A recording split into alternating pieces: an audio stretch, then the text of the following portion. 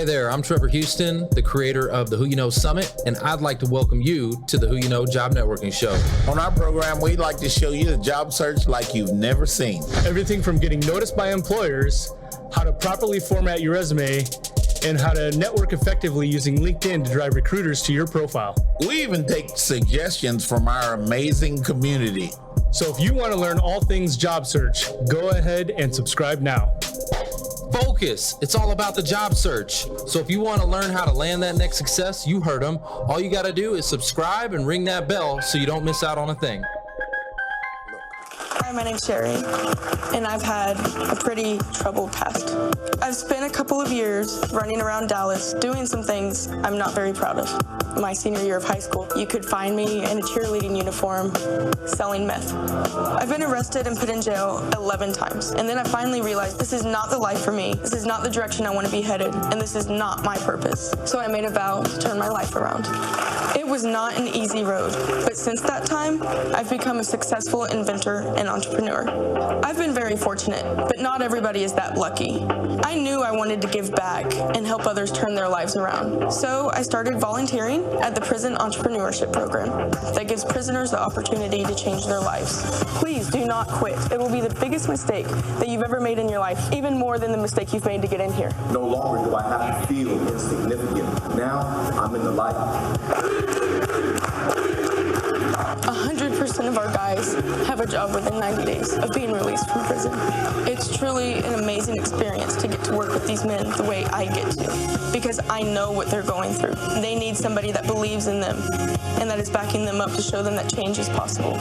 You better stick with this. Cheri's very helpful. You know, she inspires me. Things get hard. Please think about my speech. I have so many letters. I'll open the mailbox sometimes and there's 25 different letters from different inmates saying, thank you, you're changing my life.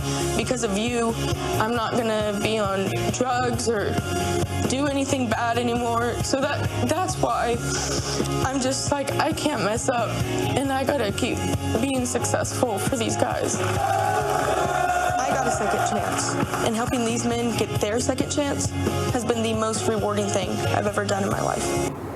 Welcome back to the Who You Know Job Networking Show, where what you know is important, but who y'all know? Who you know? Absolutely will make a difference. It definitely will. Well, let me tell you who I know. I know Cheri Garcia. She's the CEO of Cornbread Hustle, a staffing agency for second chances. Before creating Cornbread Hustle, she found her own transformation and recovery through inventing a tanning bed and starting a career in TV and the news business. Later, Cheri became a PR consultant for Mark Cuban companies and provided strategy and media opportunities for a variety of Shark Tank companies. Today, she uses those talents to help individuals get out of prison, rebrand themselves to become the person they want, and to get noticed by the people they want to meet. Everybody welcome Cheri Garcia! All right. I wish that episode would just die. I can't believe you guys just did that. Are you talking about the Steve Harvey? Yes. Okay, what is it you just hate about that? It's like nails on a chalkboard for you. My eyebrows, my hair, what I was wearing, the fact that I did mess up again. I did. I absolutely, and the fact that I was drinking while probably doing that interview. Oh, wow. So it's been a journey. So I've had my company for 5 years, been sober for 3, but started volunteering in prisons 10 years ago. So the passion and purpose was always there, but I was pouring into other people instead of filling myself up. Pouring out of an empty cup? Yes, I sure was. Okay, hold on. So, well, I want to just say I appreciate your honesty, right? Like, that's just, I love that. Yeah. Yeah, so I'm going to give you a mic drop for that. Well, let's go back. Let's take us back. Okay, it said that you got in a lot of trouble and stuff like that when you were in high school. Was it before high school or was it during high school? What was that like? What was it like for you then? What was going on? In high school, I decided to try meth It was appealing to me because I heard it makes you lose weight, stay up late. I had the whole myth that I'd get good grades. Yeah. all the fringe benefits. Oh yeah, all the benefits. So yeah, and it worked until it didn't. I did get to feel all those benefits. People don't do drugs and alcohol just to destroy their lives. They do it because it works for a while. Because it feels good. And it feels good. Right? Why? I mean, if it like burnt your skin and you're like, you probably wouldn't do it, right? This ain't worth it. You'd be like, but it's the opposite. You're like, ooh. That can happen when you cook meth, though. Oh, okay. Don't do that. Don't do that. Yeah, Wow. Touche. Explosions happen. So was that like, was there something else going on, or was like, is just because, you said you wanted to lose weight? Yeah, that was really the leading reason. I had an obsession with that. And all my arrests and stuff, like looking back at that show, like they were real petty. I had a couple of thefts that aren't even on my record now. Every time I got arrested, it was because of an unpaid warrant. It was because of my lifestyle. A DWI that ended up being clean, expunged from my record. So the only thing I currently have right now, so I've had like second chance, third chance, fourth, 50 chances. The only thing on my record right now is a misdemeanor DWI that I did get while being the CEO of Cornbread Hustle, and that was really what made me finally turn my life around. Just having to be on probation. I told y'all you're going to be dropping the mics a lot. Yeah, I'm ready. I'm ready. Look, you got all of them. Having to be on probation, I literally had a breathalyzer in my car that I couldn't afford. I was scared my breathalyzer was going to get repoed. Then I was going to violate probation because I couldn't pay for my car. Then I was going to violate probation because I couldn't pay for probation. And, although people were getting jobs, and even back then on the Steve Harvey show, like those people that I was serving, they're still doing really great today. So God wastes nothing. It wasn't like I was running around just being a menace. I was trying to do my best to help others. I was just really hurting myself in the process. So it started with that, right? Trying the drugs, and that was the catalyst, and then it was just kind of a downward spiral from there? Not really. Actually, I did the drugs. I did them every single day for 2 years after I tried them. So I was a senior in high school. I was using I was bringing it to school. I was putting it in my drink. Like I was smoking meth in the parking lot, all of it. It was really, really bad. Yeah. You were right here in Dallas when all that was going on, weren't you? Yeah, right. So I'm trying to like connect some dots, right? I'm trying to really like dig a little deeper, because for me, I got in a lot of trouble in my teenage years, but there was some things going on behind the scenes in like the way I was living, like what was actually happening. Was there something like that happening with you, or was it just like what was going on? There was. I don't know if I'm really ready to publicly talk about it yet, but yes, it was a family member that introduced me to the drug. Fair enough. So same here. I was smoking pot with my mom at 13, right? And other worse drugs than that. And you're 13. the only interviewer that has known to even ask that question. And I've been like really wrestling with when do I want to come out with, I've always just owned it as I just made the decision, and everyone's like, what an idiot, No, it typically doesn't work that way. Well, there's gotta be some more backstory. Yeah, there's more. I mean, I just knew there had to be more. Like the way I grew up, I mean, I had a lot of things going on behind the scenes, and I got in a lot of trouble because I was angry and I was bitter. And there were things going on, and that was an escape, and it was in front of me. I was watching my mom do it. I'm doing it, with her. It became okay, acceptable, all those things. So that's why I just wanted to know, like, what was going on, kind of behind the scenes. And so the span of 10 to 11, times in jail. What kind of time period was that over? Oh gosh, my first couple of arrests was before I even tried meth. Okay. Probably freshman year of high school. I just had this thrill of stealing. Yeah, and the second time I got caught, my parents said, "You're staying." So I stayed in juvie over Thanksgiving break. Oh wow! I'm sorry, I don't mean to laugh. Oh, man. I really don't mean to laugh. there's just so much commonality. I'm like, you just brought me back to when I was in juvie. I will tell you, juvie is way worse than, for me, it was way worse than any times that I've been in adult jail. Because juvie, they're responsible for you. So they're going to make sure that you're like doing everything by the book. Like my best friend worked in juvie, and that's what he said. Yeah. Yeah, a lot more stringent. Adult jail, they're kind of like, you're screwed.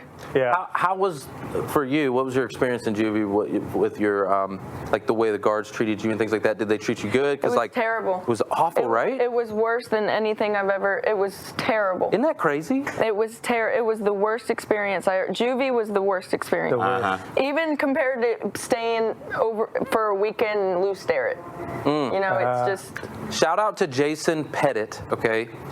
Jason Pettit was one of the guards when I was in juvie, okay? And he was amazing. He was like a coach. Matter of fact, he did a lot of football coaching and stuff like that. And he was like a coach and mentor and just wanted kids to get better. And so anyways, a shout out to him. But everyone else there was just awful. Yes. Just horrid. I remember there was this sweet lady that came in and she snuck in Smarties. Somehow she snuck them in. And they were like, I hate Smarties. But when you're in jail, you love Smarties. They would make us do stuff for what they call G bars, granola bars. They called them G bars. It was chewy bars, you know, the little chewy bars? They would make us do push-ups or whatever for G bars. And that was like, you wanted that. Yeah, you wanted that G bar. You're like, wow. So did the, like, because prison, right? Jail, juvie, adult, you know, prison, whether it's county I've never been to prison. Okay. Never been to prison. So it's by design supposed to start rehabilitate, right? Reform. Did you get any of that throughout your experience there? I will be honest, that juvie experience, I still hold my breath and get scared walking out of any retail store to this day. Like that really did whip me. I will not steal a piece of gum. I will not ever steal again in my life. They made me do like theft therapy, whatever that, like some kind of theft classes. I don't know. Oh, wow. So that worked. It did work for me, but I found different ways to be rebellious, and it was through drugs and alcohol. All my troubles after that, all related to drugs and alcohol, and then the warrants and the arrests I never got any other charges that related to anything else outside of that. Okay. Was it that were you like defiant, like in your demeanor, your personality, or because you meet a lot of times you meet people and they're defiant with their actions because they do what they want to do and it gets them in trouble. They're not purposely like trying to be defiant to other people. It's just in their lives, right? Can you talk about that? Was that you? I've never, even to this day, like, because sometimes my drive and attitude can get in the way of other people. I think I never, ever, ever meant to ever hurt anybody. I've always had a big heart. Yeah. But I think I just seek thrill. Did you hang with the wrong people kind of thing? I did. I was the wrong person. I hear you. We got along just fine. I cannot use that excuse. I was the wrong person. all right, well, let's shift gears, okay? Let's shift gears for just a second. Let's talk about recovery transformation, right? Because obviously I'm looking at you now, and it's kind of hard to imagine all of that. Yeah. So let's talk about that. What led to your recovery? What led to your transformation? Because there's usually, like I said, there's a root cause that started it. There's something that triggered the recovery too. What triggered your recovery? So I got the DWI in 2017, around December 2017. Oh man, I even went back to the police station the next day and had to ask what city my car was in. So I was bad off. I really could have hurt myself or somebody else big time. I still drank for that entire year, telling myself everybody drinks and drives, just sometimes people get caught. Very unfortunate, the job that I have. That doesn't look good, but whatever, and I just kind of kept it under wraps for a while and did my probation and showed up and did my drug test and all that. And I was trying to beat that breathalyzer. I was trying to count the drinks and how long could it be until I had to blow into the breathalyzer. And things started to happen in the next couple of months, I already had 2 near DWIs, and a couple of people that were close to me were like, "You're about to really ruin your life." And I was like, "Shut up, whatever. You just don't want me to have fun." Whatever, I'll do what I want. Yeah. And I read a book called Control Alcohol, because that's how bad I wanted to control it. Like, okay. And it really, it changed a lot of the way that I looked at it. It said that it causes anxiety. And I always thought that the alcohol was the only thing that would cure my anxiety. And I was like, well, that's stupid. And so I started to try to go like 1 month at a time, and then I felt good. But then when the feelings would hit me, I'd be like, that doesn't feel good. So then I'd drink, and basically every time I drank after like the 1 month or the 2 months, it was horrible. I felt horrible the next day. It wasn't worth it ever. Christmas Eve comes along. I wasn't planning on never drinking again. I was just trying so hard to control my drinking. And so I even bought like a 12-pack of Topo Chico and a handle of Tito's and Red Bull. And I was like, I'm going to pick you, and you, and then start over, you, and you. I was going to like pick through the drinks throughout the night, and I did. At the end of the night, I was drinking a Topo Chico with my pinky up, and I was like, I did it. I controlled alcohol. I'm gonna go to bed. I'm gonna wake up sober and not hungover. And I woke up and I had anxiety. And I just thought to myself, I don't think this is good for my mental health. I still wasn't admitting to having a problem. I was like, this must not be good for my chemical imbalances in my brain. And so I just said, I think I'm going to stop drinking. And New Year's Eve comes along, and it was really hard, or comes around, it was really hard not to drink on New Year's Eve. Imagine. And I decided to go to church. And I was not a church person. And in fact, when I pulled into the parking lot, I was like, why are so many people here on New Year's Eve? These must be the most lame people. Like, I knew why I was there. I was there because it's the only place with music and like some foods and some treats without any alcohol. And so people were raising their hands up in the sky, and preachers asking for money. And my eyes were like so rolled into the back of my head. And a song came on, Come Alive, Dry Bones. Oh, and yes. I just was like, I'm dead. I'm dead. Ooh, yeah. And I didn't know at the time what it meant to have the Holy Spirit hit you, but I know that that's what happened. And then little by little, the Lord was speaking to me and telling me, like, I turned straight to Proverbs 20. It said, wine is a mocker, beer is a brawler, who is led by it is astray. And I remember falling to my knees and throwing my Bible against the wall and just saying, help me. Well, help me then. You know, if you don't want me to do this, just help. I always cry when I talk about it, because it's like how a higher power can literally I had a real dad, like, spank me, like the way I needed, right? A real dad. And at that point, it was like an invisible accountability partner. And I went 6 months without drinking, white knuckling it. It was horrible. I mean, obviously, there were good enough days that I kept going. And then at around 6 months, I had a couple of options. It was kill myself, or go to church, or drink. And at that 6 months, I decided to go to church, and I had another Holy Spirit moment, and I felt better. And then that's when I decided I'm either going to stay sober and keep going, or if I don't tell people, I'm not going to stay accountable. So I got on LinkedIn and I did a selfie video as the CEO of Cornbread Hustle, telling the whole world I got a breathalyzer in my car. And I'm just sharing this with you because I bet there's other professionals that have a breathalyzer in their car and feel ashamed and embarrassed and scared. But I'm with you, and if this causes me to have no credibility and not place a single person, then that's just what I deserve. So yeah. Oh man. So I want to pick on a couple things. So first of all, the video that you put out, just telling the world, right? Heather Monahan says it best. She says, in order to own your shame, you got to shine light on it. Shine light on your shame, or your shame will own you, something like that. I can't remember exactly how she puts it, but it's kind of like, okay, I'll give you an example. I don't know if you've ever watched that movie, 8 Mile with Eminem? Of course I have. Okay, the rap battle, the very last rap battle, right? Yeah, that rap battle. And Eminem basically starts talking crap about himself, saying all the bad things about himself, and then hands the guy the mic and says, all right, tell them something else they don't know about me. Yeah. Right? Like, you don't have any power over me, right? So he shined light on his shame. I love that guy's face, the expression on that guy's face. When He had nothing. The enemy has nothing when you shine light on your shame. I did a post today, and it was going viral until LinkedIn shut it down. Seriously, because I put some things out there today that I've never shared, and I shined light on the shame, and the support was amazing. So I think that's awesome that you did that, number one.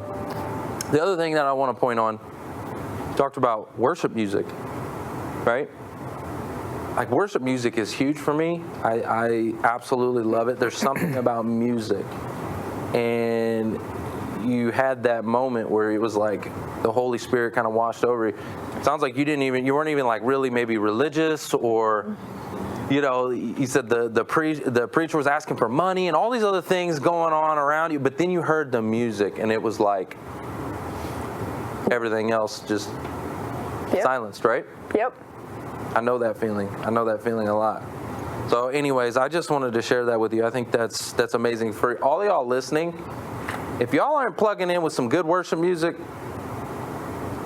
you need to. Just saying, you need to go plug in with some good worship music. Guys, we got to go to a real quick commercial break, but don't go anywhere.